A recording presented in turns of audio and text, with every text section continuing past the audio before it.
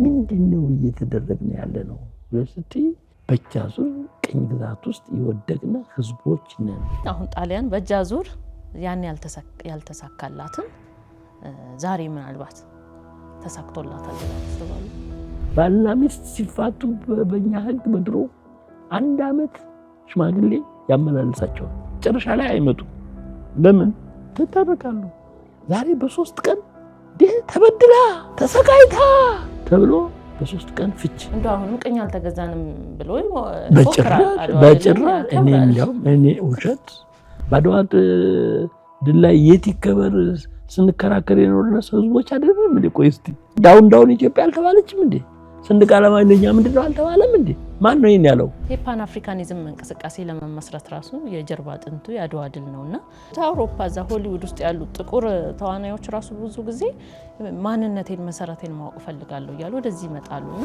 እኛ ደግሞ የድሉ ባለቤቶች ከራስ መሸሽ ነው ያያዝነው አሁን የብዙ ሰው ጥያቄ መመለስ እንችላለን ወይ ጃፓንን አጠናል ኢትዮጵያን እናናጣ ጥንቃቄ እናድርጋል በባህል ህክምና ላይ ያሉ ሰዎችን ሌላ ስም መስጠት በአጠቃላይ ይሄ ሀገር በቀል ሙያ ላይ የተሰማሩ ሰዎች ከበፊት ጀምሮ ሌላ ተለጣፊ ስም እየወጣባቸው በዛ መንገድ የራስን የሚጸየፍ አሁንም በዚህ ዘመን እንኳን ለዛ ነገር ክብር የለንምና እንደው ከህዝቡስ አንደኛ በዚሁ ከቀጠልን ምንድነው መጨረሻችን መሸጥ ብቻ አይደለም ታቦታቱን እኮ መሸጦች እኮ ነው ቅርስ እኮ አለሽ እንደ ቅርስ ጦርነት የለ ጥይት የለ ምን የለ ይሄ መቀጠል አልነበረበትም እንዴ በእኛ ነው ኢትዮጵያ እንዴት ትዳን የማይል ገጣሚ ቲያትረኛ ሙዚቀኛ ምንም ማለት አይደለም ቅዳሴው እየተደረገ ከዛ ደግሞ ጦርነቱ ድሉ ተሰምቷልና የሃይማኖት መሪዎችስ ምን ይጠበቃል ከነሱ አሁን ላይ ዲያቆን ገብቶ ላገልግል ብሎ ሲል 250,000 ብር ክፈል ተብሎ የሚከፍልበት ጊዜ እኮ ነው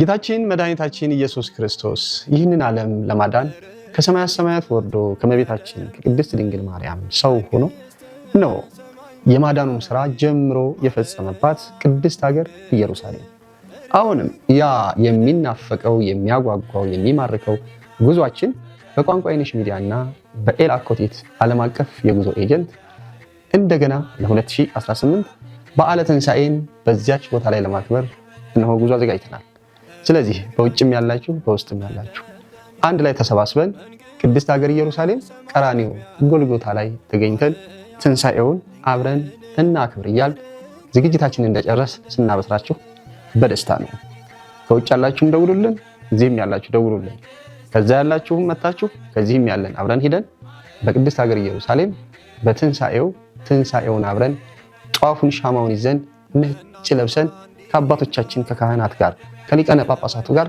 በዛው በተነሳበት ትንሣኤውን በገለጠበት በጎልጎታ አብረን ትንሣኤ ከያን ለመዘመር እንዲያበቃን አምላካችን እግዚአብሔር ፈቃዱ ይሁንልን ኤላኮቴትና ቋንቋ አይነሽ ሚዲያ ዓለም አቀፍ የጉዞ ኤጀንት ሰላም ጤና ፍቅር በረከት ይስጥልን እንደምን ቆያችሁን ተመልካቾቻችን ሰብለ ወንጌል ጸጋ ነኝ በዛሬው ቆይታችን የምንገኘው እጅግ ከምንወዳቸውና ከምናከብራቸው ከታላቁ የጥበብ ሰው ከሆኑት ከጋሽ አያልነህ ሙላት ቤት ነው በድጋሚ ነው ዛሬ ቤታቸው የተገኘነው ይሄንን እድል ስላገኘን ደስ ብሎናል የምንገኘው የካቲት ወር ላይ ነው ትልቁ የአድዋ ድል በመናከብርበት በዚህ ታላቅ ወር ላይ ከሳቸው ጋር እኛን የተመለከተ ኢትዮጵያዊን የተመለከተ ብዙ ነገር እናነሳለን እስከ መርሃ ግብራችን ፍጻሜ ድረስ አብራችሁን እንድትቆዩ በአክብሮት ጋብዛለሁ እንዴት ከረሙ ጋሽ አያልነህ እናንተስ እንዴት ከረማችሁ እንኳን በሰላም እንደገና ወደ ቤት የመጣችሁ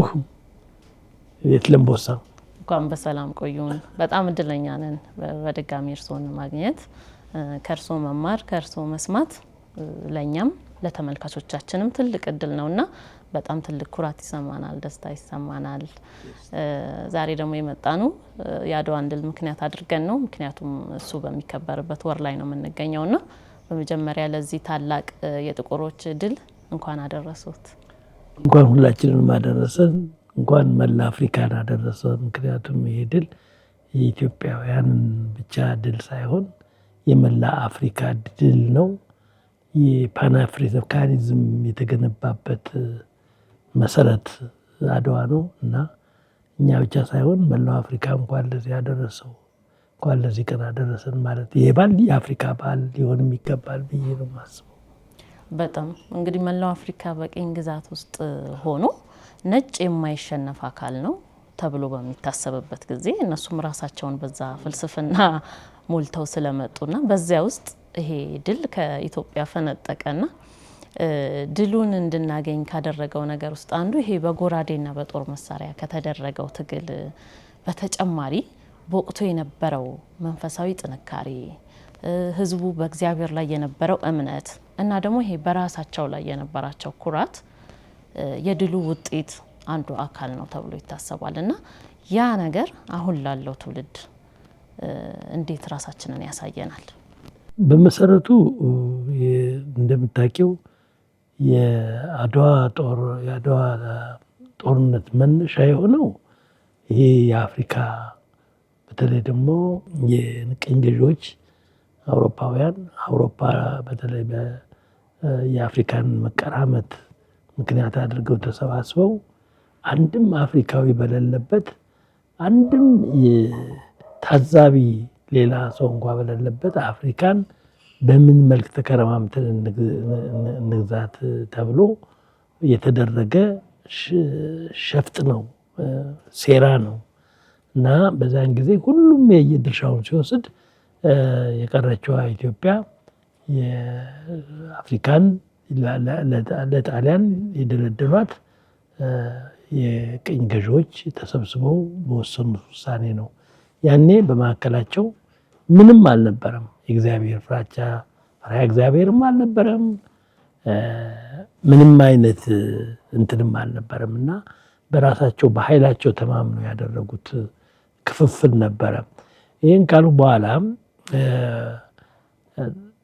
ምኒልክ የአድዋ ጦርነት እንደሚመጣ አድዋም ብሎ ባያስቡ ጣሊያን በኢትዮጵያ ላይ ታላቅ ሴራ ታደርግ እንደነበረ የተገነዘቡ ታላቅ የጦር መሪ ነበሩ እና አስቀድመው ከአውሮፓ ከባድ በሙሉ የሚገባቸውን የጦር መሳሪያም አሰባስበው ነበር። ያው በታሪክ እንደምታውቁት በጣም ከባድ የሆነ መሳሪያም ነበራቸው። ጦርና ጎራዴ ብቻ አልነበረም። በጣም ከጣሊያኖች ሊወዳደር በሚችል ደረጃ እሳቸውም ብዙ መሳሪያ አሰባስበው ነበረ። በሌላ በኩል ዲፕሎማቲክ ስራም እየተሰራ ነበር የነበረው።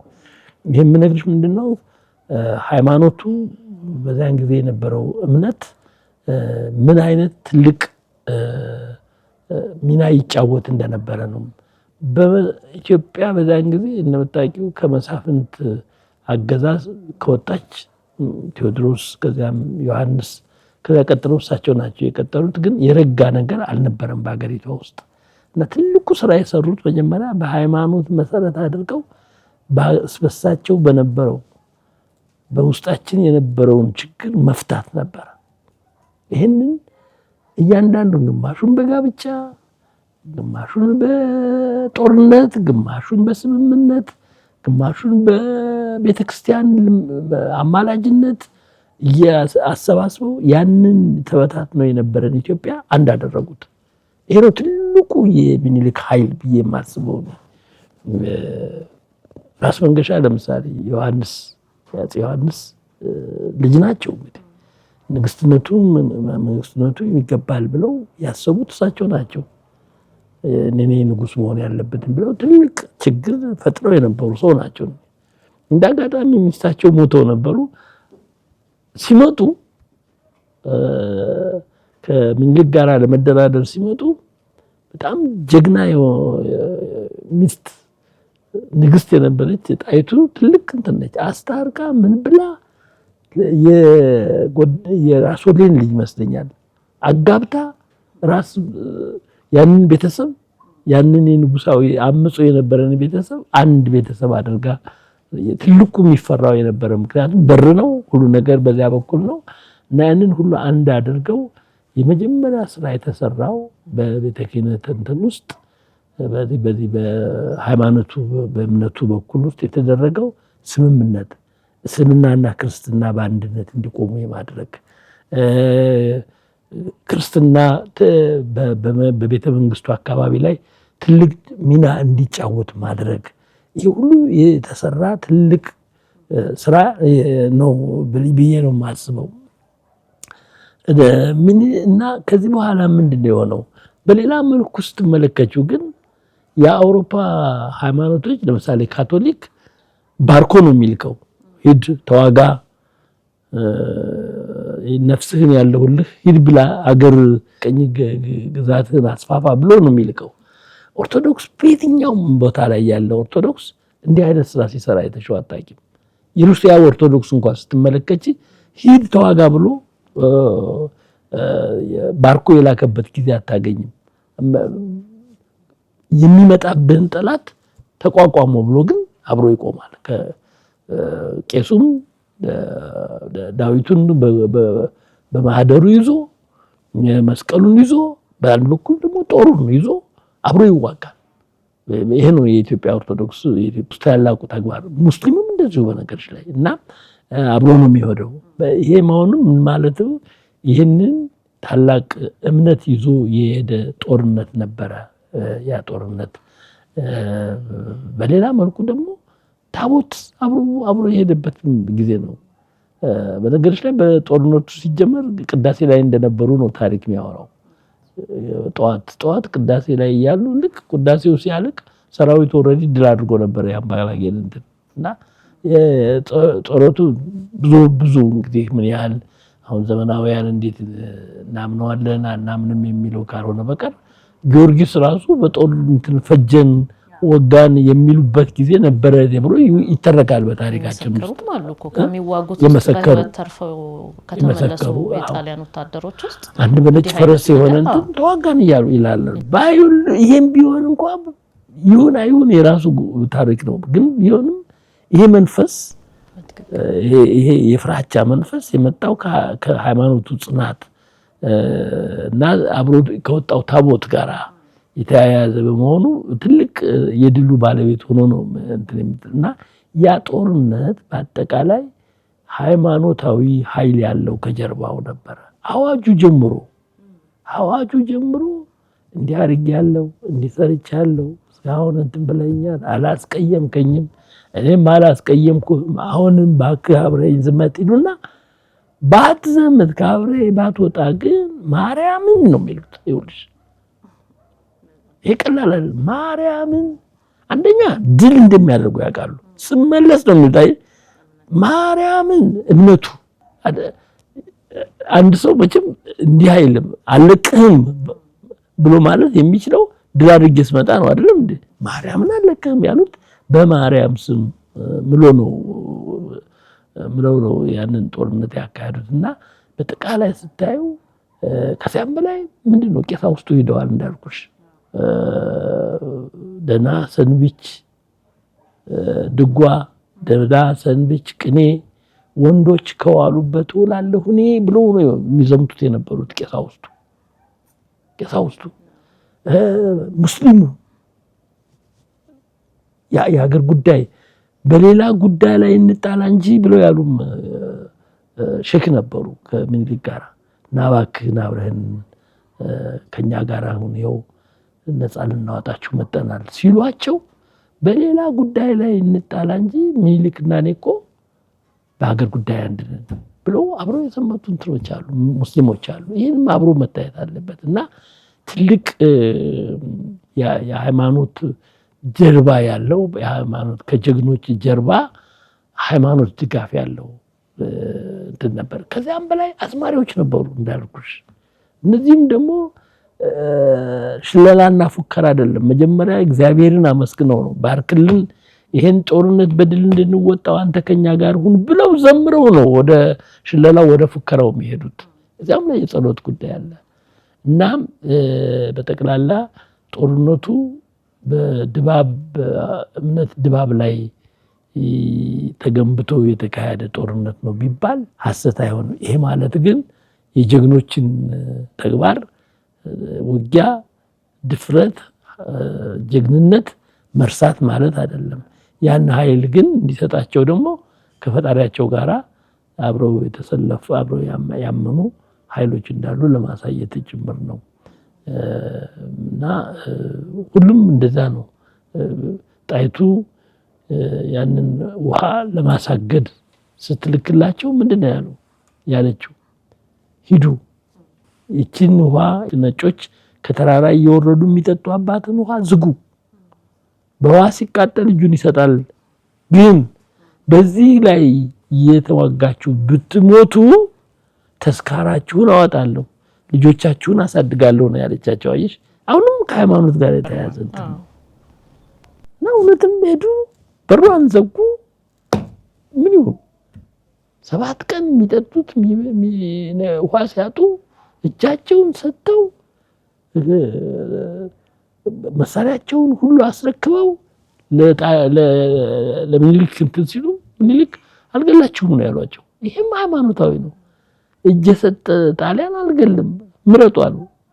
ሂዱና ከጓደኞቻችሁ ጋር ተገናኝታችሁ እዛ ወደ ማዶ የተደራጀ ጣሊያን አለ፣ ተደራጁና መጥቼ ገጥማችኋለሁ እንጂ እኔ እጄን ሰጣ። ምክንያቱም የእግዚአብሔር ጉዳይ ነው። አሁንም ከእግዚአብሔር ጋር ከእምነት ጋር የተያያዘ ነው። ውሃውን ለቀቁላቸው፣ ጠጡ፣ በሉ። ፈረስና ግመል ሰጥተው ሂዱ ከጓደኞቻችሁ ተቀላቀሉ እና እዚያ ጠብቁኝ አሏቸው።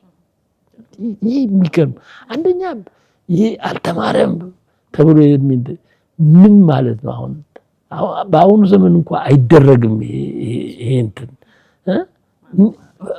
እነሱ አላደረጉም።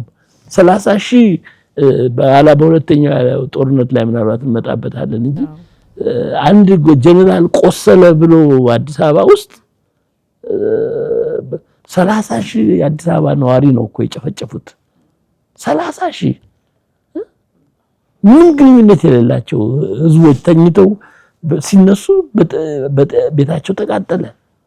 እና ይሄ እንግዲህ የሰለጠነው ጣሊያን በስልጣኔ፣ ይሄ ግን ነው እጅን የሰጠ ጣሊያን ያልነካህም ሂድና ከፈለክ አብረህ ደግሞ እኮ የሚገርመው እነሱ እንደው ክርስትናን እናስተምራችሁ እናሰልጥናችሁ ብለው ነው ሲመጡ የመጡት ቀኝ ገዢዎች፣ ያው ጣሊያንንም ጭምር ማለት ነው።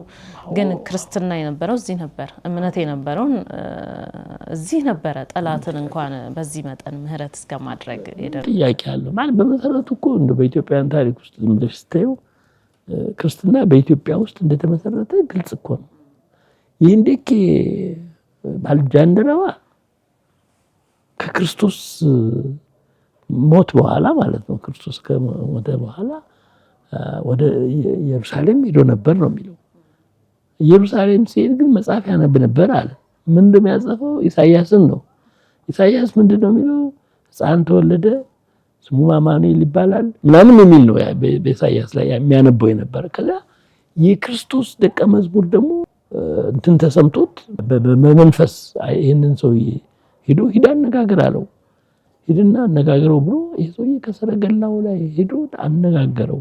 እንደምታነበው አለ ኢሳይያስ ነው አለ። ክርስቶስ እኮ ተወልዷል አለው። ልባ የመጀመሪያ ሰው ክርስቶስ ተወልዷል፣ ሞቷል፣ አርጓል አለው ሲለው እና ምን ላድርግ ሲል ተጠመቅ አለው።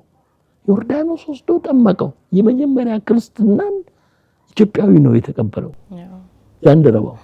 እና ምንድናቸው እነ በኋላ እኮ የፖለቲካ ጉዳይ አዟዙሮ የኢትዮጵያን ታላቅነቷን ቀነሰ እንጂ ክርስትና የገባው ኢትዮጵያ ውስጥ የመጀመሪያ ጊዜ መሆኑ ነው። እና እንደ ሁለተኛው ቅድም እንዳልኩሽ ነው የኢትዮጵያ ኦርቶዶክስ ቤተክርስቲያን በአጠቃላይ የኦርቶዶክስ ቤተክርስቲያን ጦርነትን አትሰብክም፣ ሰላምን ነው። ሂዱ ተዋጉ ብላም አትቀድስም፣ አትባርክም። ካቶሊክ ይህን እያደረገ ነበር ያዋጋ የነበረው። እና ይህ ምንም በታሪክ ላይ የተመሰከረ ነገር ነው ማለት ነው። ሌላው ስለ አድዋና ይሄኛውን ዘመን እያነጻጸርን እንድናየውም ጭምር የዛኔ የመገናኛ መንገዱ እንዳሁኑ ቀላል አልነበረም። ቴክኖሎጂም የለም፣ መንገዶች አልተሰሩም፣ ያን ያህልም ትራንስፖርት ሲስተሙ እንዳሁኑ አይደለም እና ከመላው ኢትዮጵያ ከተለያየ አቅጣጫ ነው የተሰበሰበው። ግን ያ በበቅሎም የመጣው በእግሩም የመጣው በአህያም ተጭኖ የመጣው ሁሉም ልቡ አንድ ነበረ። አሁን በዚህ ዘመን ግን መገናኛ መንገድ ብዙ ነው ያለው። አሁን እዚህ ቁጭ ብለን እንኳን ኢትዮጵያ ውስጥ ያለ ከሀገር ውጭ ያለ ሰው በስልካችን ማግኘት እንችላለን። ልባችን ግን አንድ አይደለም። አሁን ይሄን ልዩነት ምንድን ነው የፈጠረው? ይሄን ልዩነት የፈጠረው ምንም ጥያቄ የለውም እኮ አሁን እኛ ማንን ነው ጥያቄው። እኛ ዛሬ ኢትዮጵያውያን የምንባል በእኛ ደረጃ የሚገኝ እንግዲህ ከሁለት ከፍለን ማየት አለብን ይመስለኛል። አንደኛ ሁልጊዜ ምናልባት ነግሬሽ እንደሆነ እኛ ዛሬ ኢትዮጵያውያን በህይወት ልንኖር የቻልነው ይመስለኝ እኔ ምናልባትም 80% የኢትዮጵያ ህዝብ ገበሬ ስለሆነ ነው የምለው። ያ ገበሬ የሚኒልኩ ገበሬ አሁንም ትንሽ ስላለ ነው እንጂ በዚህ መልኩ አንቺና እኔ 80% ብንሆን ኖሮ የኢትዮጵያ ጥያቄ በጣም አከራካሪ ሊሆን ይችል ነበር ብዬ ነው የማስበው። ያ ዘመን ምን ነበረ ቢባል እንዳልሽው ነው። አንደኛ በሀገር ሁሉም ምሁሩ እንኳን ቢባል ያወቀው እንኳን ቢባል በሀገር በቀል ዕውቀት የበሰለ የሀገር በቀል ዕውቀት ያሳደገው ቤተ ክህነት ያነጸችው ቤተ እስልምና ያስተማረው ከጥላቻ ውጭ የሆነ ኢትዮጵያዊ ፍቅርን ይሰጥ የነበረ ህይወት የነበረው በኢትዮጵያዊ እምነት የነበረው በሰንደቅ ዓላማው ያምን የነበረ በመንግስቱ ያምን የነበረ ህዝብ ነው በዛን ጊዜ የነበረው። ምክንያቱም መሰረቱ ምን ነበረ? መሰረቱ ኢትዮጵያዊነት ነበር። ምንም ጥያቄ የለው። ኢትዮጵያ የሱ መሰረት ነበረች። ሀገር በቀል ዕውቀት የሱ በሀገር በብሔር ብሔረሰቦች ባህል ላይ የተገነባ ዕውቀት የነበረው ነው። የጦናው መንግስት ብቲ የአፋሩ መንግስት ብቲ የጅማው አባጅፋር ብቲ ሁሉም በሀገር በቀል ዕውቀታቸው ላይ የተገነባ ኢትዮጵያዊነትን የገነቡ ኃይሎች ናቸው። አማራው ብቲ ትግሬው ብቲ ዞሮ በዚህ በእምነቱ ላይ የተገነባ በሀገር በቀል ዕውቀቱ ላይ የተገነባ ግንዛቤ የነበረው ህዝብና አመራር ነበረ የዛን ጊዜ። ያ ዛሬ አለ ወይ ስንል በፍጹም የለም፣ ጨርሶ የለም። ይህች ሀገር ውስጥ ዘመናዊ ትምህርት የሚባል አስኳላ ሲገባ ይህንን ሁሉ ነው የሸረሸረው። ይህን ታላቁን ኃይል ይህን ታላቁን ጥይት የማይበግረውን የማንኛውም ዓለም ኃይል የማይበግረውን ታላቁን ኃይል የሸረሸረው አስኳላ ነው። አስኳላ ኢትዮጵያ ውስጥ ሲገባ ፈረንጆች ምንድን ነበር ያሉት? ኢትዮጵያ ውስጥ ዛሬ ገና ገባን ነው ያሉት። ኢትዮጵያ ውስጥ የገባ ነው ከአስኳላ ጋራ ዛሬ ነው። አውሮፓ ይሄን ያለው የተላለቅ መሪዎች ናቸው ይሄን ያሉት። ምን ማለት ነው ይሄ? እስካሁን መግቢያ ቀዳዳ አልነበረንም ማለት ነው አይደለም እንዴ? ምንም በምን አንደኛ ሃይማኖቶች በዛን ጊዜ የነበሩት ታላላቅ ሃይማኖቶች ሀገር ፍቅርን የሚሰብኩ ነበሩ። የሀገር ፍቅር ያላቸው ሀገርን የሚገነቡ በሀገር በቀል ዕውቀት ላይ የተገነቡ ኢትዮጵያዊነትን የሚዘምሩ ኢትዮጵያዊነትን የሚያሰርጹ የህይወት ገጠመኞች ነበሩ በዛን ጊዜ። ማንንም አያስገባቸውም። ያ ሁሉ የምታየው እኮ ናሽናሊዝም አውሮፓ በማንኛውም መንገድ ከአፍሪካ የሚጠላው ናሽናሊዝምን ነው። ብሔራዊነትን የብሔራዊ ስሜትን ያለባት ሀገር ጠላቱ ነች። ይህን ቼክ ማድረግ ይችላል በየትኛውም ሊትሬቸር። ብሔራዊ ስሜት ካለው የተፈጥሮ ሀብቱን አያስወጣም። ብሔራዊ ስሜት ካለው በነጭ በሌላ ህዝብ አይገዛም። ብሔራዊ ስሜት ካለው የሀገር ባህሉን አይለቅም። ብሔራዊ ስሜት ካለው በአጠቃላይ የሱ ሀገር ከማንኛውም ያነሰች ነች ብሎ አይገነዘብም። እንደዚህ ነው ኢትዮጵያውያን በድሮ ጊዜ ፈረንጅ የሚጠጣበት ቡና ቤት መንግስቱ ለማ አይተሽ ከሆነ ባሻሸብር በአሜሪካ ያን ግጥም ስታየው እንደው ካገኘሽ እኮ ምን ሄዶ የተቀመጡት የት ነው? ነጭ የሚጠጣበት ምግብ አዳራሽ እንትን ሆቴል ምንድነው ያዘዘው? ሆቴሉን ደራራ ሲያዝዝ መጣና ባለቤቱ አተ ማንና ነው እዚህ የምትቀመጠው? ይሄ እኮ የነጭ ሆቴል ነው ወጣ ሲለው አልወጣም አሉ። ባሻሸብር አልወጣም አሉ። ከዘራ ይዘዋል። ከዚያ መጣና በቦክስ አፍንጫቸውን ሲላቸው ጀለጥ አደረኩት በያሱት ከዘራ አሉ። ግን አልጠቀመውም። ዘበኛ ተጣራ። ዘበኛ መጥቶ ነው ይገላገላቸው አስቀንጥሮ ያስወጣቸው። ከንተ ይሄ ኢትዮጵያዊነት ነው ይታይሽ። ይሄ ኢትዮጵያዊነት ያውም በውጭ ሀገር ሄዶ ያውም በሰው ሀገር አሜሪካ እኮ ተልኮ የመንግስት ቋቸው ይሄዱ እኮ ሰውላ ይሄ እውነት ነውና ያን መንፈስ ይዞ የኖረ ህዝብ ዛሬ ምን ሆነ ስትይ ምን ሸረሸረው ስትይ ምን ይናደረገው ኢትዮጵያዊ ሳያረግ ፈረንጃዊም ሳያደርግ መሃል ላይ እንዴት ጣለን? እኔና አንቺን ይኸው እንደዚህ አለብሶ እንዲያነጋግር ያደረገን ማን ነው? እኮ ውጭ የተገዛ በዶላር የተገዛ ልብስ እኮ ነው። እኛ ልብስ የለንም። የኛ ልብስ እንደዚህ ሊያምር አይችልም። ብናሻሽለው ምንድነው እየተደረገ ያለ ነው? ለስትይ በእጅ አዙር ቅኝ ግዛት ውስጥ የወደቅነ ህዝቦች ነን። መኪናን ሸምታለን እንጂ መኪና መስራት አንችልም። ህጋችንን ጥለን የሰው ህግ ተርጉመን በሰው ህግ ነው የምንዳኘው ዛሬ። ንጉሠ ነገሥቱ በእንግሊዝ ህግ፣ ደርግ በሶቪየት ህብረት ህግ፣ ይሄ በአሜሪካ ህግ ማይኛ ዛሬ ያለው። እስቲ የኛ ህግ ምን የለንም? ህግ ከዳማት ጀምሮ የነበረን ህግ አልነበረም? ገዳ የራሱ ህግ የለውም? ጆካ የራሱ ህግ የለውም? አባጋር የራሱ ህግ የለውም? እነዚህ እኮ ኢትዮጵያን ያስተዳድሩ የነበሩ የሽምግልና የእርቀ ሰላም የመወያያ መድረኮች ነበሩ እኮ። ከነዚህ የተወሰደ ህግ አለ? የለም። ባልና ሚስት ሲፋቱ በእኛ ህግ በድሮ 1 አመት ሽማግሌ ያመላልሳቸዋል። 1 አመት ሙሉ እየቀጠረ መጨረሻ ላይ ሁለቱ ቤት ቆያሉ ነው የሚት ሁድ ግን እንትን ይሄዳሉ ሽማግሌዎች ጋር ሲመለሱ እየተነጋገሩ ነው የሚመጡ። መጨረሻ ላይ አይመጡም። ለምን? ተታረቃሉ። ዛሬ በ3 ቀን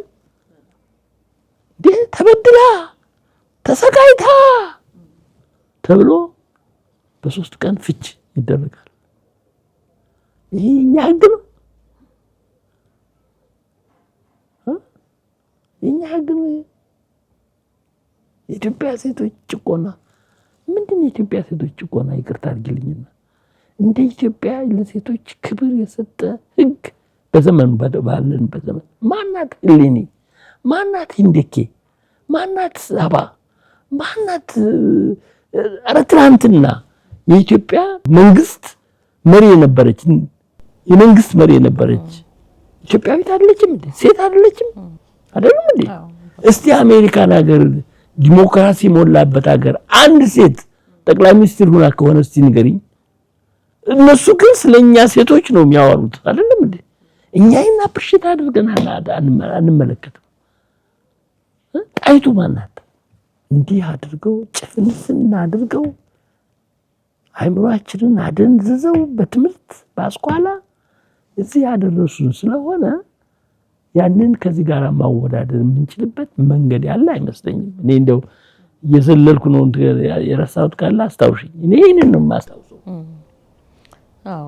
ስለዚህ አሁን ያኔ አባቶቻችን በሀገር በቀሉ ዕውቀት ቅድም በጠቀስነው መንፈሳዊ ልዕልና እምነታቸው በዛ በማይታሰብ በጨለማ ጊዜ ድልን ፈጠሩ። እንኳን ለኛ ለመላው አፍሪካ ማለት ነው። እነሱ ያንን ድል ፈጥረው እኛ ግን ዛሬ በፍቃዳችን ሳይመጡብን ራሳችንን አሳልፈን ለቅኝ ግዛት ሰጥተናል ማለት ነው።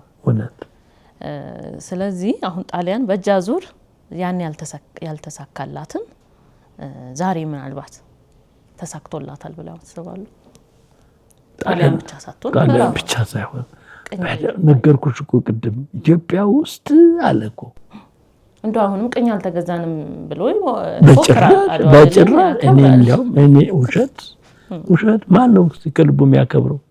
ባድዋ ድል ላይ የት ይከበር ስንከራከር የኖርነ ህዝቦች አይደለም እንዴ? ቆይ እስቲ ድል ላይ ይከበር፣ ቤተ መንግስቱ ላይ ይከበር፣ አድዋ ለኛ ምን ነው የተባለበት ጊዜ አልነበረም?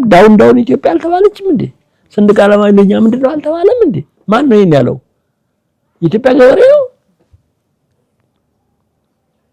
እኛ አይደለም? እና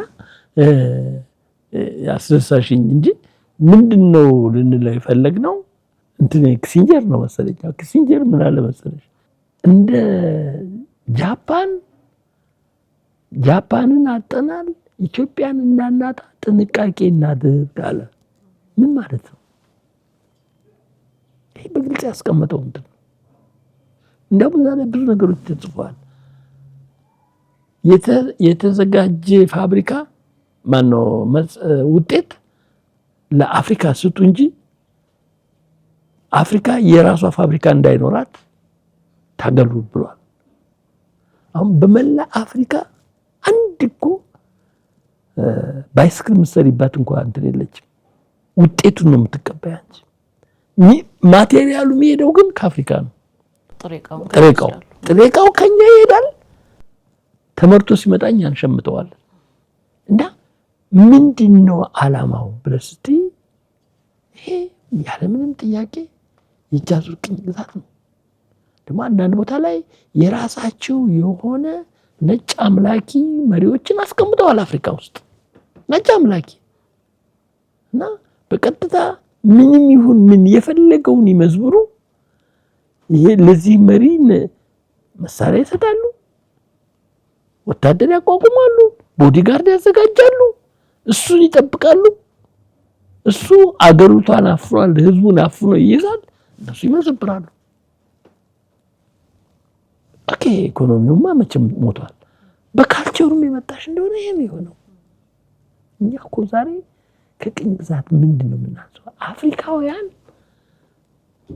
አፍሪካውያን ወደ የነበሩበትን ችግር የኮሎኒ ችግር ስላወቁ ወደ ባህላቸው ለመመለስ የማያደርጉት ጥረት የለም። አይተሻል።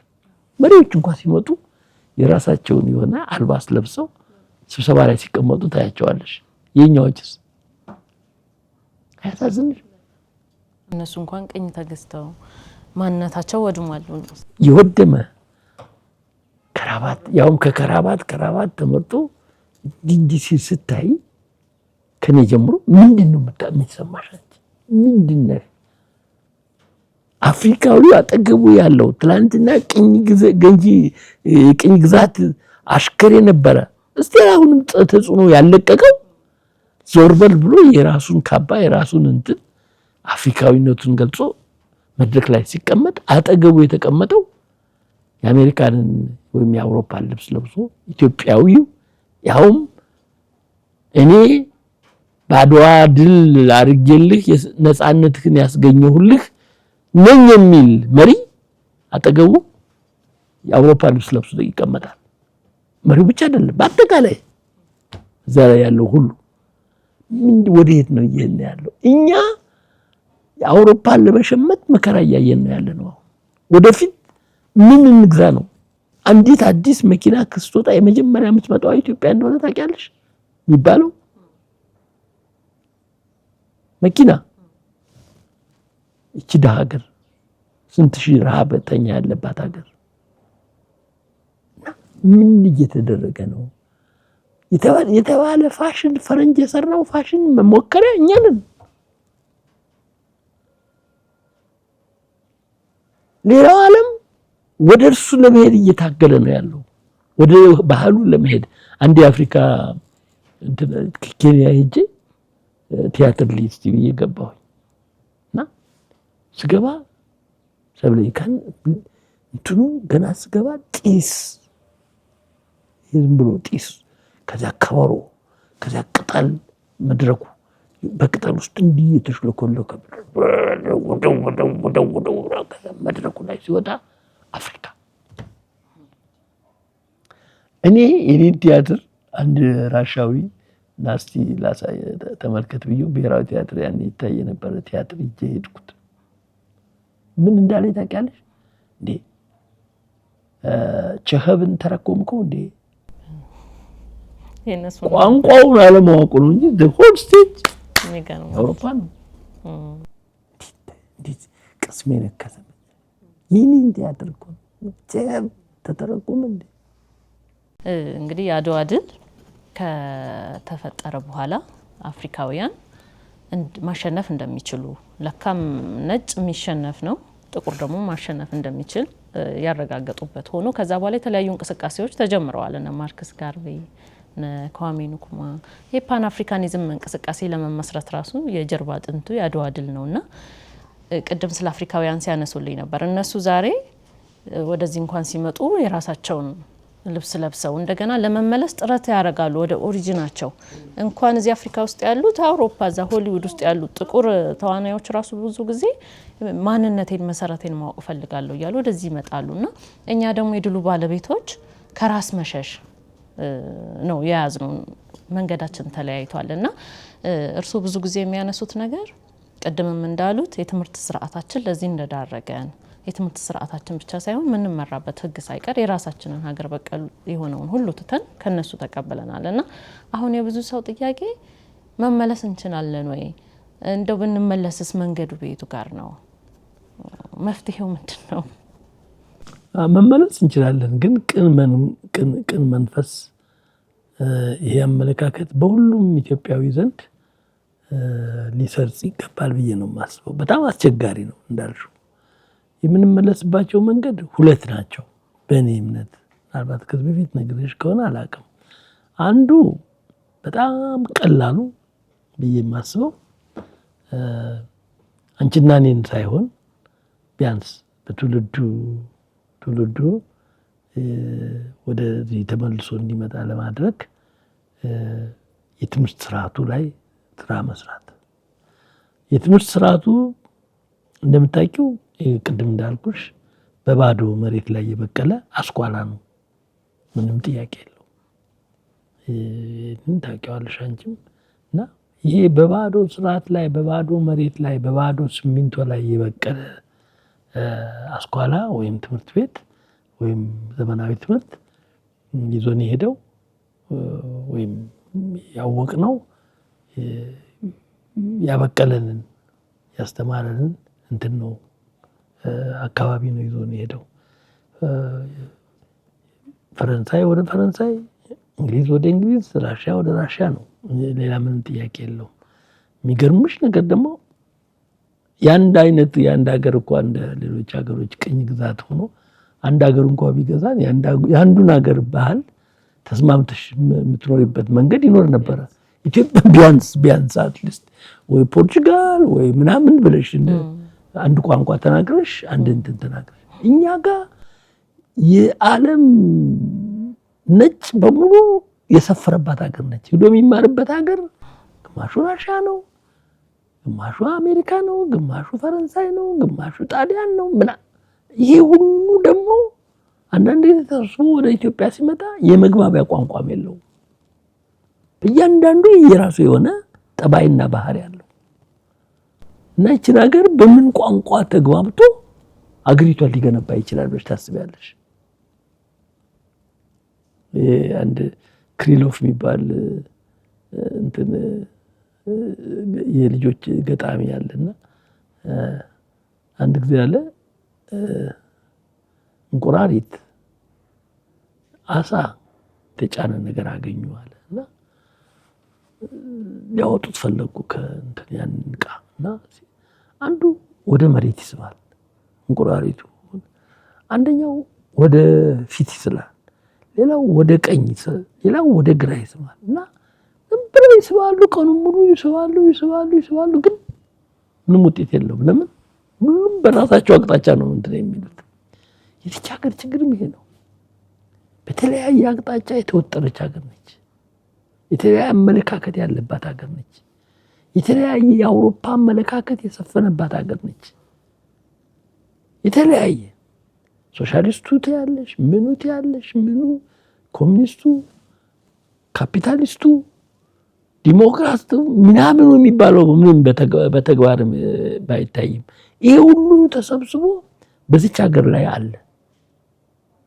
ደግሞ ከሁሉም በላይ ደግሞ ሊቃውንት የሆኑት በጣም ተምረው ከኪንደርጋርተን ጀምረው እየተማሩ እየተረቀቁ ምን ብለው ሄደው አሜሪካን ሀገር ፕሮፌሰር የሆኑም አሉ። እውቀቱን እንኳን የምንነጋገሩ እውቀት እኮ አላቸው።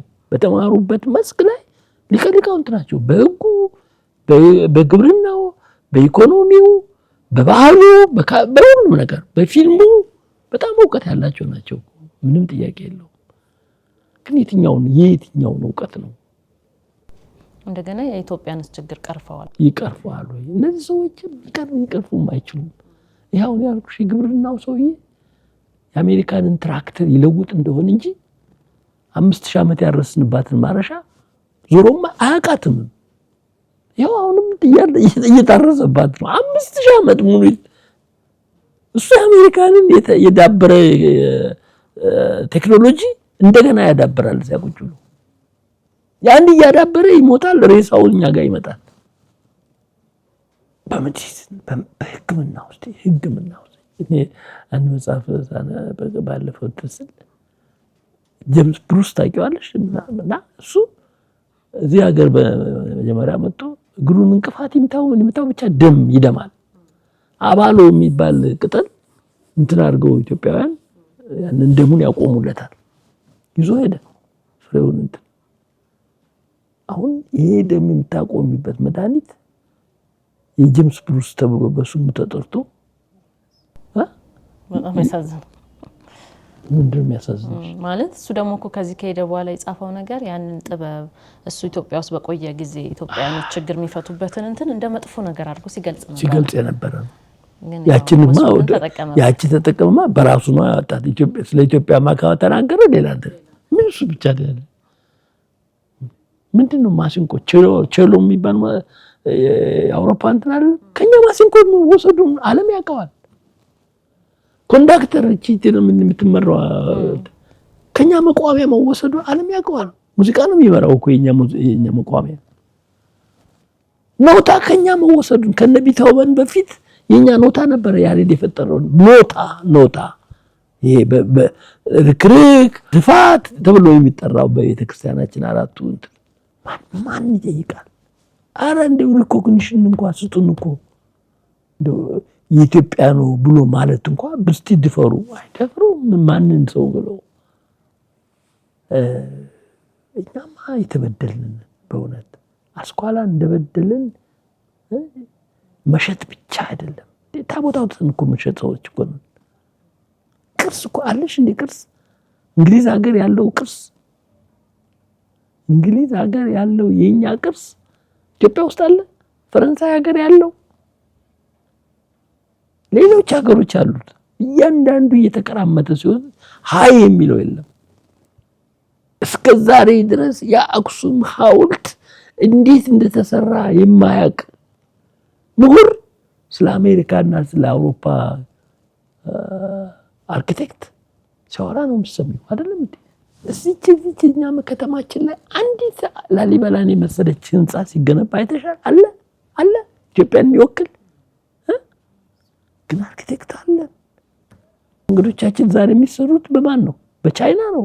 የሉንም እኛ የኮንስትራክተር እንትኖች አላስተማርንም። ብዙ የሚያምሽ ነገር አለ። እንዴት እናድርገው? ይሄን ለማድረግ እንግዲህ የትምህርት ስርዓቱ እስካልተለወጠ ድረስና የትምህርት ስርዓቱ መሰረቱ የሀገር በቀል እውቀት እስካልሆነ የብሔር ብሔረሰቦች እውቀት ካልሆነ ይሄ ማለት የአንድ እንትን አመለካከት እንዳይኖርም በገዳው ውስጥ ያለው የሀገር በቀል እውቀት የትምህርቱ ስርዓት መሆን መቻል አለበት። በአባጋር ውስጥ ያለው በኦሮሞ ውስጥ፣ በአማራ ውስጥ፣ በትግሬው ውስጥ ያሉት የብሔር ብሔረሰቦች በኩናማው፣ በወላይታው በዚህ ውስጥ ያለው ብሔር ብሔረሰቦች ባህል መሰረታዊ የሀገሪቷ የትምህርት መሰረት ሊሆን ይገባል። ይህን ካደረግን ነው ልንድን የምንችለው ብዬ ማስበው። አሁን ከዛ የወጣ ነገር ነው እየሰራን ያለነው። ይቺ ሀገር በአንድነት ላይ የተመሰረተ ልዩነት ያላት ሀገር ነች። ልዩነቱን መርሳት የለብንም። በጣም ልዩ ነች። ምታያቸው 80 ብሔር ብሔረሰቦች ነው ያሉት። 80 ብሔር ብሔረሰቦች ባህል ያላት ሀገር ነች።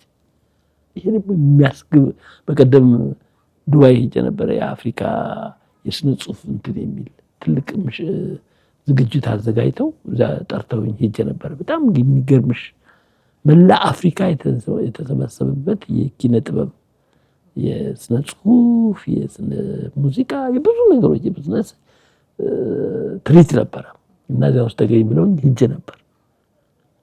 ዝም ብዬ ሳይ ህዝቡ የሚሰበሰበው ሙዚቃ የኛ ሙዚቃ ሄዶ ነበረ እና ህዝቡ የሚሰበሰበው የኢትዮጵያ ሙዚቃ ለመስማት ነው።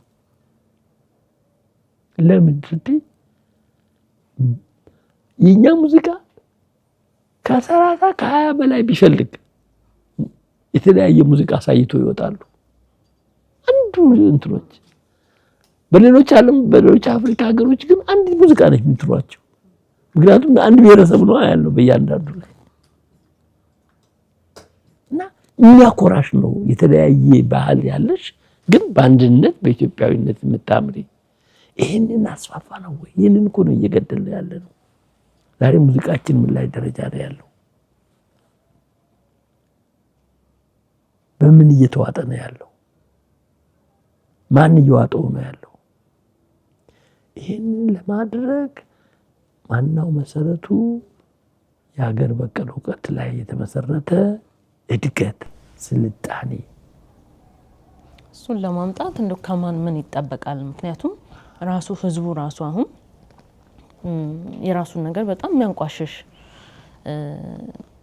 በባህል ሕክምና ላይ ያሉ ሰዎችን ሌላ ስም መስጠት፣ በአጠቃላይ ይሄ ሀገር በቀል ሙያ ላይ የተሰማሩ ሰዎች ከበፊት ጀምሮ ሌላ ተለጣፊ ስም እየወጣባቸው በዛ መንገድ የራሱን የሚጸየፍ አሁንም በዚህ ዘመን እንኳን ለዛ ነገር ክብር የለንም እና እንደው ከህዝቡ አንደኛ በዚሁ ከቀጠልን ምንድነው መጨረሻችን? መቼስ አንድ ነገር እኮ መጨረሻ አለው። ሄደን ምን ሆነበት ነገር አለና ያ ከመሆኑ በፊት ከያንዳንዳችን ምን ይጠበቃል? አባቶቻችን ይህም ያህል ድል በዛ በማይታሰብ ጊዜ ከፈጠሩ እኛ ደግሞ ዛሬ ራሳችንን አሳልፈን ከሰጠኑ ቅኝ ግዛት ለመውጣት ከያንዳንዳችን ምን ይጠበቃል? ከያንዳንዳችን አንደኛ ከያንዳንዳችን ከህብረተሰቡ ምን ጠብቀው ነገር እንዳለ ይጠበቃል። አሁን ግዴታ ነው። ከህብረተሰቡ የሚጠበቀው እንደምንም ብሎ አንድ ጋንዲን የመሰለ ሰው ማውጣት። ምክንያቱም ጋንዲ በቤት የምናገረዋለሁ ከኦክስፎርድ ዩኒቨርሲቲ ምሁር ሆኖ ከራባት አስሮ ነው ሀገሩ የገባው። ትልቅ የእንግሊዝ ምሁር ሆኖ ማለት ነው። የሄደው ደግሞ የሀገሩን ባህል ላይ ነው ህንዳ የገባው። ሲገባ ግን ከሱ የበለጠ ደግሞ ህንዶች በቅኝ ግዛት ቋንቋ የሚናገሩ ውስኪ የሚጠጡ የእንግሊዝ ዳቦ የሚበሉ ሆኖ ነው ያገኛቸው። አልባሳቸው ተቀይሮ ቋንቋቸው ተቀይሮ ያኔ ነው እንግዲህ ምን መሆን አለብን የሚለውን አሰበ። ኮቱን አወጣ፣ ቀደደ፣ ከራባቱን አቃጠለ። ሁሉም ነገር አለና ግላግል ደግሞ ከዚህ በኋላ የህንድ ህዝብ የእንግሊዝን ውስኪ ብትጠጣ፣ የእንግሊዝን ዳቦ ብትበላ፣ የእንግሊዝ ቋንቋ ብትናገር ጥቁር ውሻ ውለዳልና እየተደበደበ እየደማ እየተገመሰ ህንድን ወደሚፈለግበት የባህል ደረጃ ደረሰ። ስለዚህ ህብረተሰባችን አሁን ለምነው ህንድን የመስማን ነው ጋንዲን የመሰለ ኃይል ያለው ሰው ማውጣት ነው። አንዱ ነው። ሁለተኛው መንግስት ነው። መንግስት በዚህ መንገድ ሊሄድ አይችልም። አገሪቷ ከዚህ በኋላ ሊኖራት የምትችለው የየራሷ የሆነ ግማሹ የተቆራረጠች ሀገር ለማድረግ ካልፈለገ በቀር ይችን ሀገር በአንድነት ለማጽናት የሚችለው ዕውቀቷ፣ ትምህርቷ በሀገር በቀል ዕውቀት ላይ ከተገነባ ብቻ ነው። እንዳልኩሽ ቅድም አሁንም ያቆያት 80% የኢትዮጵያ ህዝብ ገበሬ መሆኑ ነው። አስኳላ መርምሮ ያልገባው መሆኑ ነው። በአስኳላ ተጽዕኖ ስር ያልወደቀ መሆኑ ነው።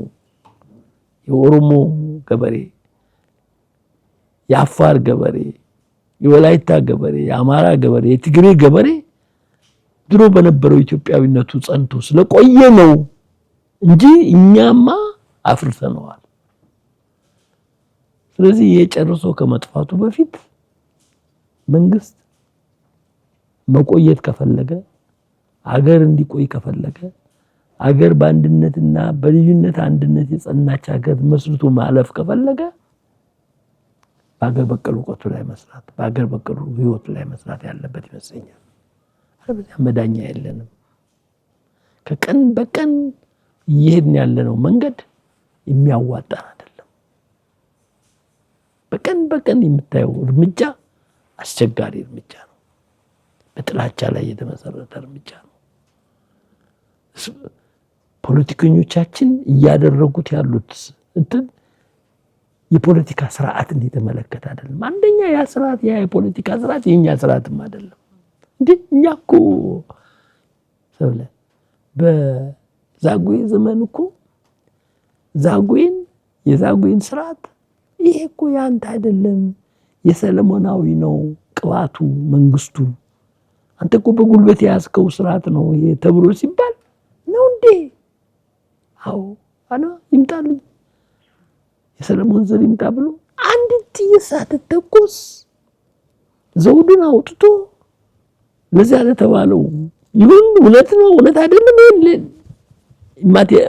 ምን ማለት ግድ ያለ ግን ነው ዘውዱን አውጥቶ እንካሄው ዘውድህ በሰላም ተጨባብቶ እኔ በናስ ወንበር እቀመጣለሁ አንተ በወርቅ ወንበር ተቀመጥ እኔ ግዛቴን ይችን ትሰጠኛለህ ሰቆጣና ምናምን አንተ ኢትዮጵያን ትገዛለህ ተባብለው የተለያዩበት ጊዜ እኮ ነው። ይሄ ዲሞክራሲ አልነበረም እንዴ? ይሄ ማስፋፋት አልነበረብንም? ገዳ የገዳ ሲስተም እንደመልከት 8 ዓመት ይገዛል። ከዛ በኋላ አይቀጥልም። ሌላ ሰው መጥቶ ይተካዋል። ጦርነት የለ ጥይት የለ ምን የለ። ይሄ መቀጠል አልነበረበትም እንዴ በእኛ ሰው? ስለዚህ ማአት ከኛ ጋር ያለ ትልቅ ነገር አለ። ያን አንቀበልም። እንዴት አድርገሽ ነው ወደፊት ትተጪው? ስለዚህ መንግስት በአገር በቀል እውቀት ላይ የተመሰረተ ህገ መንግስት ያኩ ማዳበሪያ የከብት በትና ፍግ ሰብስበን ኢትዮጵያን ስንመግብ ሰላም፣ ጤና፣ ካንሰር ምን የሌለን ህዝቦች ነበርን እኮ። የፍግ ማዳበሪያ ወደ ምንድነው ይሄ አሁን ዘመናዊ እንትን ወደ ባለው ሲገባ ምንድነው ያጋጠመን? ዛሬ ያገርሽ መሬት እኮ የፈረንጅ ማዳበሪያ ከሌለው አንዲት ፍሬ አያፈራም። መንግስት ይድራል አንዲት ፍሬ አያፈራም። ኢትዮጵያ ውስጥ እኮ ጦርነት ማድረግ አያስፈልግም። ማዳበሪያ መከልከል ነው። አሁን ምን እየሰራ ነው ያለው? መንግስት ምንድነው እየሰራ ያለው? ይሄ የሚደረግ ብጥብጥ ዛሬ በአገሪቷ ውስጥ ያለ ችግር በምን ይፈታ ብሎ ኬኔዲ ላይብራሪ ነው እንደመሄድ ያለበት? የችግሮች መፍቻ ኬኔዲ ላይብራሪ ፈረንጅ የጻፈው መጽሐፍ ቁጭ ብለሽ ችግሮችን በዚህ ልፍታት ያለሽ ወይስ ወደ ጉራጌው ጆካ ዋርካስ ምንድነው ችግሩን? በደርግ ጊዜ የሰማሁት የጉራጌ ፖሊሶችና ህግ አውጪዎች እኛ እኮ ምንም እንሰራው ስላጣነ ህዝቡ የሚተናረቀው ዋርካ ውስጥ ነው እና ምን ያደርጋል መንግስት እዚህ ብሎ የጠየቁበት ጊዜ ነበር ይባላል። ግን ይሄ ማለት ምን ማለት ነው? ይሄንን ጥለሽ ዛሬ ኢትዮጵያን ችግር ለመፍታት ኬኔዲ ላይብራሪ ትሄጃለሽ? ምን እየተሰራ ነው ኢትዮጵያ ውስጥ ያለው? አንድ ጉማ ምንድነው? ጉማን ያን ጉማ የሰው የገደለን ሰው አስታርቆ እኮ ምን ያደርጋል? ዛፍ ትከል ይለዋል። ምክንያቱም ሲለው መሬቱ ላይ ደም ነክቷል። ያን ደም የሚያጠፋ ዛፍ ትከል ተብሎ ዛፍ ይተክላሉ። ሁለቱ የተጋደሉ ሰዎች እንዲህ አድርጎ የሚያስታር ድልድይ ስራ ይባላል። አንዳንድ ጊዜ አንድ ብሔረሰብ ከአንድ ብሔረሰብ ጋር ሲጣላ ወንዙ ጋር ይወስዱና በሉ ድልድይ ስሩ ይላሉ። ድልድይ አሰርተው በዚያ ድልድይ ሁለቱን እንዲሸጋገሩ ያደርጋሉ። ይሄን የመሰለ ታላላቅ የሀገር ባህል እውቀት እያለን የሀገር ባህል ጥበብ እያለን እንዴት ኢትዮጵያውያን ስበሳችን ይሄን የማይጠቀም ስርዓትስ ምን አይነት ስርዓት ነው ብለሽ ታስቢያለሽ? እና አንዱ ነው ህብረተሰቡ ምንድን ነው? ህብረተሰቡ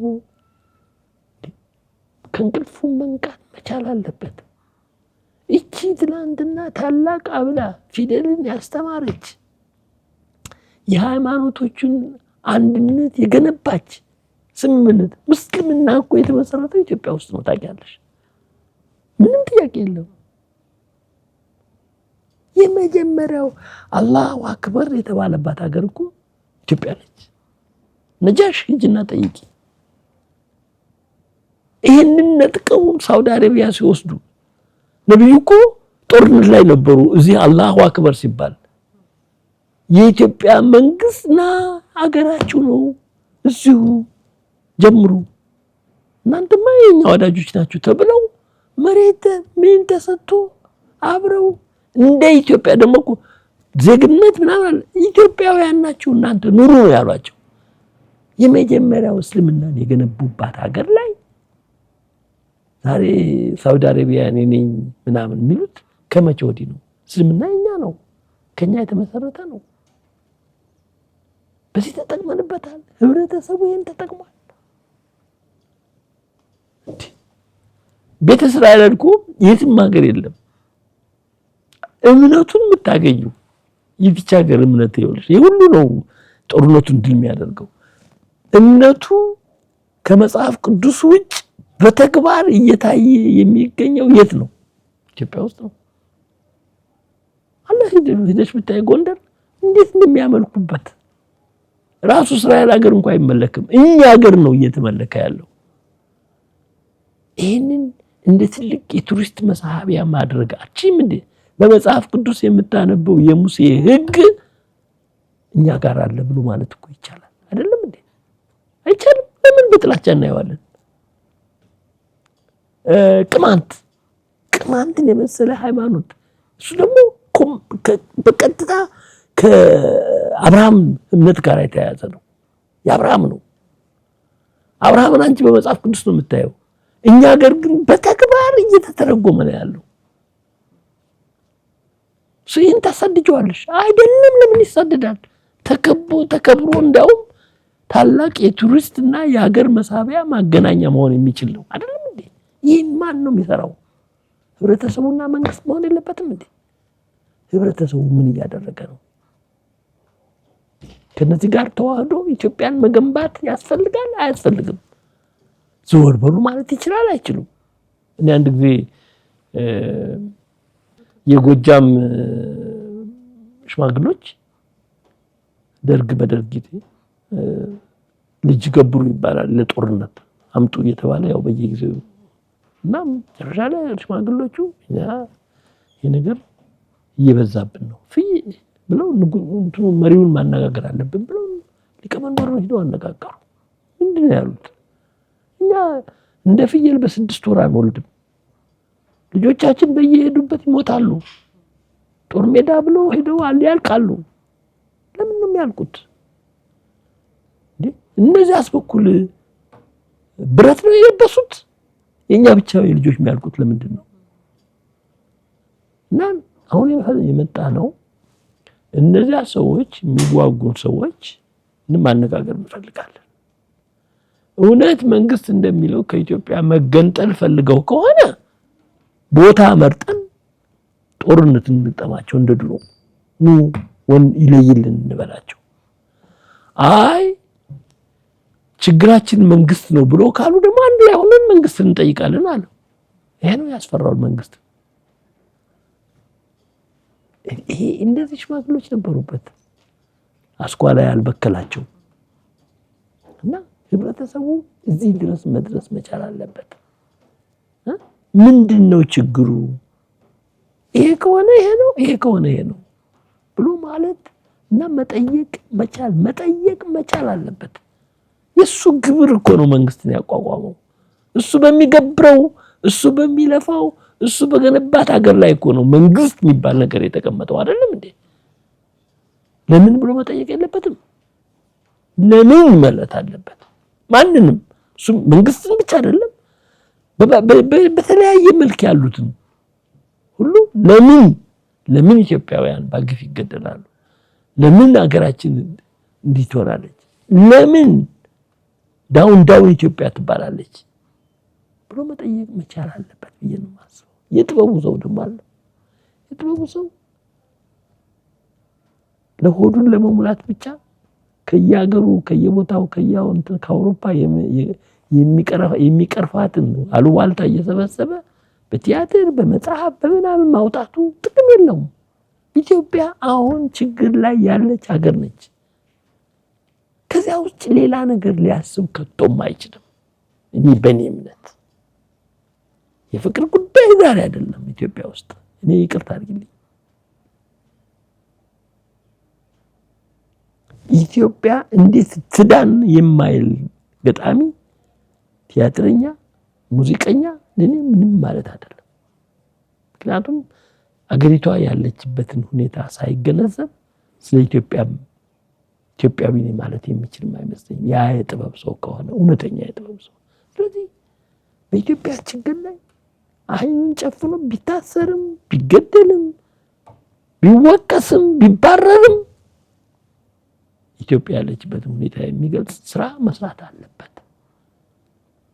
ይሄ የኪነ ጥበብ ሰው የኔ ልጅ በምን ታምር ከህብረተሰቡ አንዲት ጋት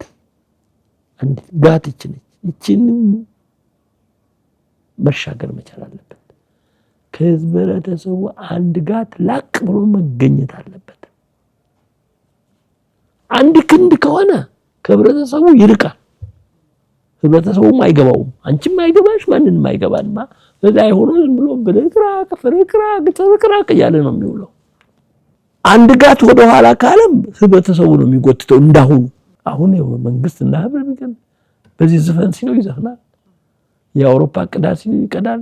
እንደምታውቂው ፍቅር ምናምን ሳቅ አሉባልታ ምናምን ህዝቡ የሚፈልገው ነው የሚሰጠው። ላለቅስ ፈልጋለሁ ሲለው ለቅሶ አምጥቶ ከህንድ ከምናምን ቆራርጦ አምጥቶ ቲያትር ያስለቅሰዋል። ሲያስለቅሰው ከራባ መሐረብ ሁሉ ይዘው የሚገቡ እንትኖች ሁሉ ነበሩ። ይሄ ተጎታች ነው የሚሆነው። የህዝቡ ተጎታች እንጂ ህዝብ መሪ ሊሆን አይችልም። ስለዚህ ምን ሆነ አለበት? አንድ ወደፊት ተራምዶ ህዝቡን መምራት አለበት። የጥበቡ ሰው ምንድነች ኢትዮጵያ የምትፈልገው የሚለውን ለህዝቡ ማቀበል መቻል አለበት። ሳይርቅ ወደኋላ ሳይል ትንሽ ቀድሞ ህዝቡን ካልቀደመ ሊበራ አይችልም። ስለዚህ የጥበቡ ሰው አንደኛ ከህብረተሰቡ ላቅ ብሎ መገኘት መቻል አለበት በእውቀቱ። ሁለተኛ ህብረተሰቡን ሊያነቃ፣ ሊያደራጅ፣ ሊያስታጥቅ የሚችል ጥበብ መስራት አለበት። ያ ደግሞ በምን ላይ ነው? ባለው ተጨባጭ የሀገሪቷ ሁኔታ ላይ ተመስርቶ ኢትዮጵያንና ኢትዮጵያውያንን ማዳን የኪነ ጥበቡ ተግባር ነው ብዬ አስባለሁ። ያኔ ነው አፍሪካዊነት የትላንትናው አፍሪካ ትላንትና አድዋ የገነቡት አዝማሪዎች የገነቡት አልቃሾች የገነቡት አቅራሪዎች ፉከራዎች የገነቡት አድዋን እንደገና ኢትዮጵያ ውስጥ ሊገነባ የሚችለው የጥበብ ሰው ይህን ካደረገ ብቻ ነው። ከሃይማኖት መሪዎች አሁን ቅድም ብለውኛል። በጦርነቱ ጊዜ በፊት ቅኔ ሀገርሽ ግቢ እያሉ ሊቃውንቱ ሁሉ ሀገርን ለማዳን ተሰልፈዋል። በእምነትም በጸሎትም ቅዳሴው እየተደረገ ከዛ ደግሞ ጦርነቱ ድሉ ተሰምቷልና የሃይማኖት መሪዎችስ ምን ይጠበቃል ከነሱ አሁን ላይ? እንዲያው በመቋሚያ እንዳታስቀጠቅጭኝ እንጂ እኔ ከሃይማኖት መሪዎች አሁን ባለው ሁኔታ በጣም የሚያሳዝን ሁኔታ ነው ያለው። አንደኛ ቤተክርስቲያኗም ቤተመስጊዷም ጭምር በጣም በከፍተኛ ደረጃ ዕውቀት የሞላባት ቤተክርስቲያን ነች። ዓለምን ሊመራ የሚችል ዕውቀት ያለባት ነች። እውነትም መርተዋል። ቅድም እንዳልኩሽ በብዙ ነገሮች ዓለምን የሚመራ አስተዋጽኦ ያደረገች ቤተክርስቲያን ነች። ምንድነው የጎደላት? ምንድነው ከዘመን በኋላ የመጣው ችግሯ ብለሽ ስትይ እኔ ከዘመን በኋላ የመጣው የንጉሠ ነገሥቱን ስርዓት ተከታይ ስለነበረች በተለይኛ ቤተክርስቲያን ያንኑ መልሳ ራሷን ንጉሠ ነገሥት ሆነች ብዬ ነው የማስበው። በአሁኑ ጊዜ በጣም ከፍተኛ ሃራርኪ የተገነባባት ይመስለኛል። ከፍተኛ የሆነ የኑሮ ልዕልና በየአካባቢው በአመራሩ አካባቢ ላይ የተፈጠረ ይመስለኛል። ስለዚህ የቤተ ክርስቲያን ጉዳይ የተረሳ ይመስለኛል። እቺ ቤተ ክርስቲያን አስተማሪነቷ፣ እቺ ቤተ ክርስቲያን መሪነቷ፣ እቺ ቤተ ክርስቲያን የኢኮኖሚ ገንቢነቷ፣ በኢኮኖሚም ገንቢ ነበረች። ገበሬውን የምታስተባብር ነበረች። እቺ ቤተ ክርስቲያን የጥበብ ባለቤት መሆኗ ብዙ ነገሮችን እሷ የፈጠረችው እሷ የገነባችው አልባስ ምን የምትይ ሁሉ ከዛ የመነጨ ነገር ነው። ሁሉንም የሆነች ነበረች። በእርግጥ አስኳላ ያደረገው አስተዋጽኦ እንዳለ ይገባኛል። በዚህ በእሷ ውስጥም የገባው አስኳላ ይህንን አላግባብ የሆነ ብልጽግና አላግባብ የሆነ ከቤተ ክርስቲያኗ ውጭ የሆነ ስርዓት እና ልትቀበዩ የማትችው መጥፎ ነገሮችን የምታይበት ሁኔታ ተፈጥሯል። ምንድነው በዚህ ቤተ ክርስቲያን ውስጥ ዛሬ ያለው ችግር? የኢኮኖሚ ስርዓቷ ስርዓትን የተከተለ አይደለም። በሌሎች እንዲያውም ቤተ ክርስቲያናት ባለው ደረጃ ላይ ስትመለከች ልቅ የሆነ የኢኮኖሚ ስርዓት አላት። ማንም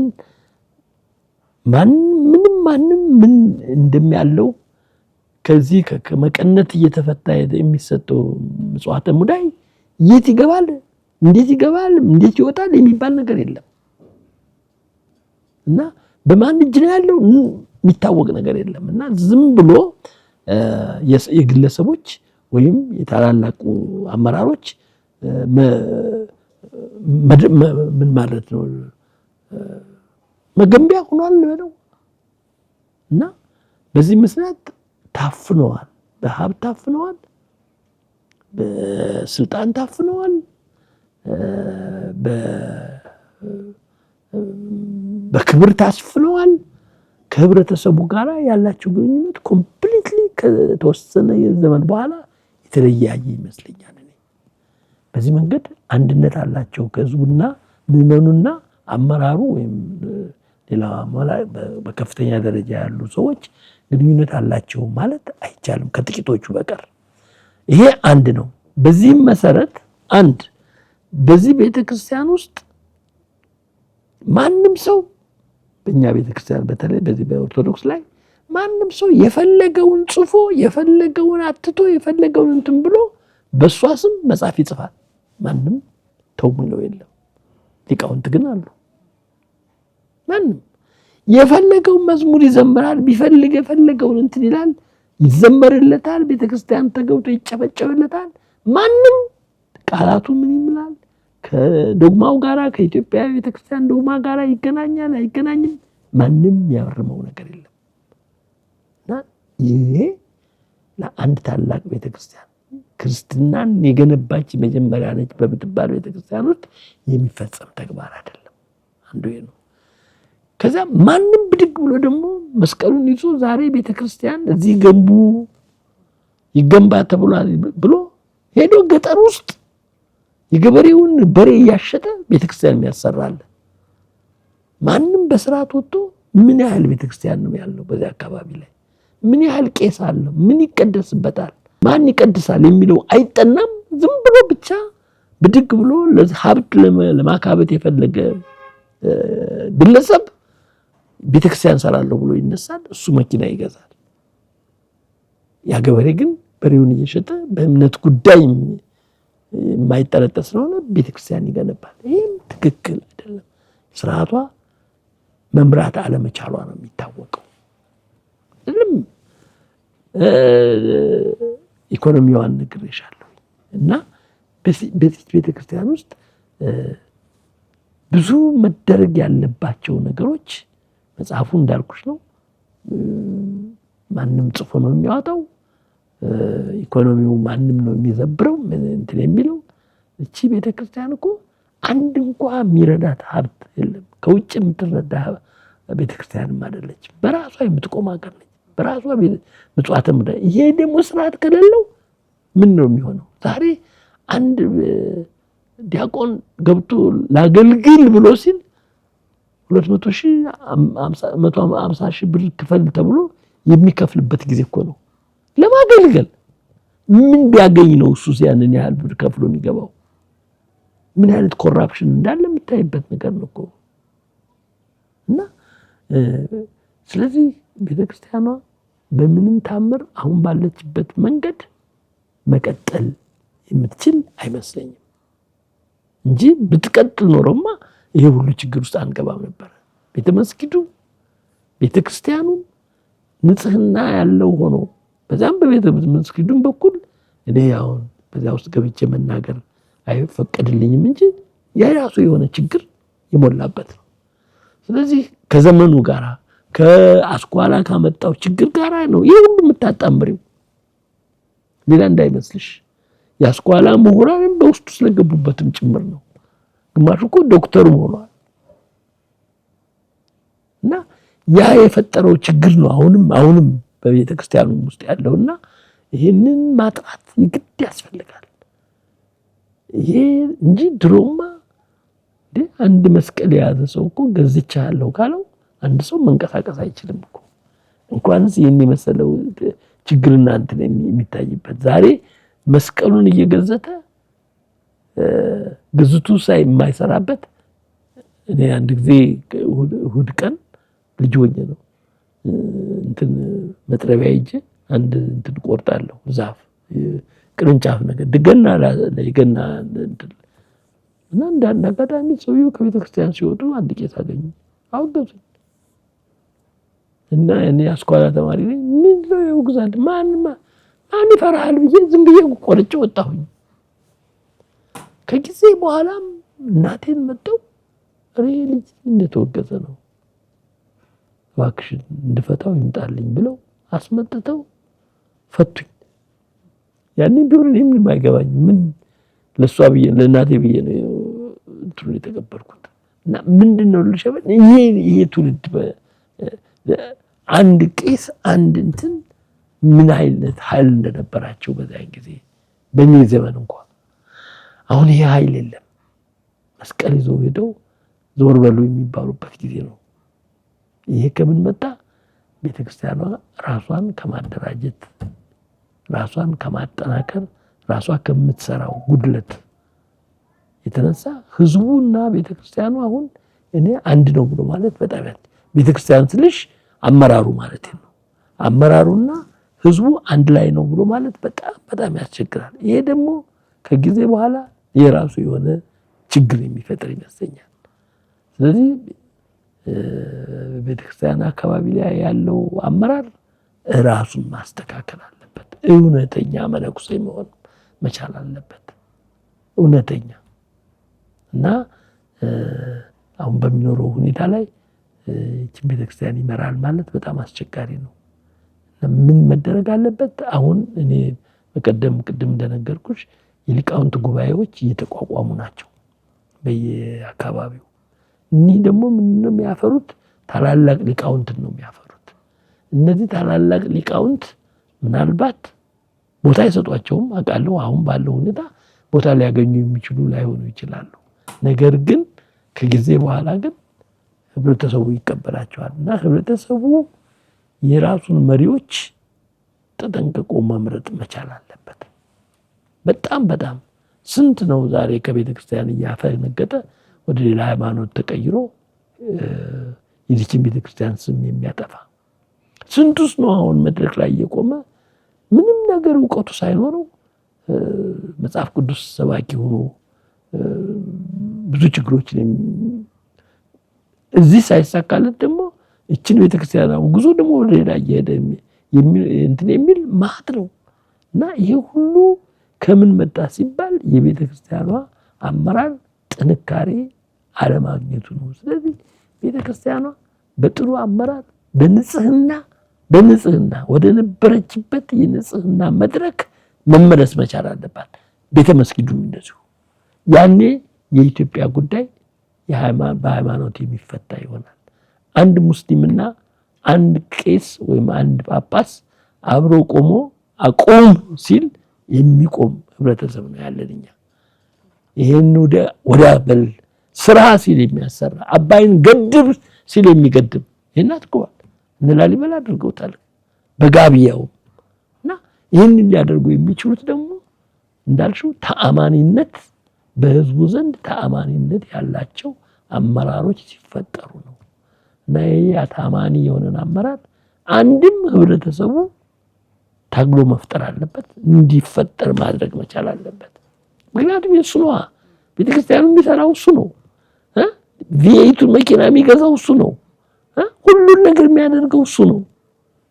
በሱ ጉዳይ እሱ ራሱ የማይወስንበት ምክንያት የለም። ዶግማውን አይነካም፣ ዶግማውንማ ያምንበታል። የኢትዮጵያ እምነቱማ ምንም ጥያቄ የለውም። ማንም ምንም ሊያደርገው የማይችል ነው። ምንሽ ህጸት የሌለው ምንም ችግር የሌለው እምነት ነው ያለን እኮ ቤተክርስቲያኗ ጥሩ እምነት ነው ያላት። እቺን እምነቷን የሚመራው ኃይል ግን ቆሽሿል፣ መጽዳት አለበት ብዬ ነው ማስበው። በጣም ነው የምናመሰግነው ጋሻ እያልን ምክንያቱም በዚህ ጊዜ እንደዚህ እንደርሱ አይነት ገሳጭ መካሪ ማግኘት እድል ነው።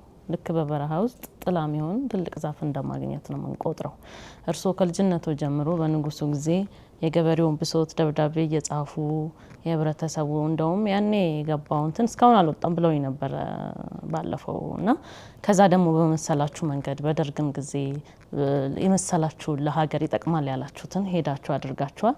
ያ የመጣችሁበት መንገድ ደግሞ ልክ እንዳልሆነ ማውቃችሁ ኢትዮጵያ መሰረቷ ላይ ብትጸና ነው ጥሩ። በዚህ ደረጃ የሚናገር ምሁር ማግኘት በጣም ከባድ ነው።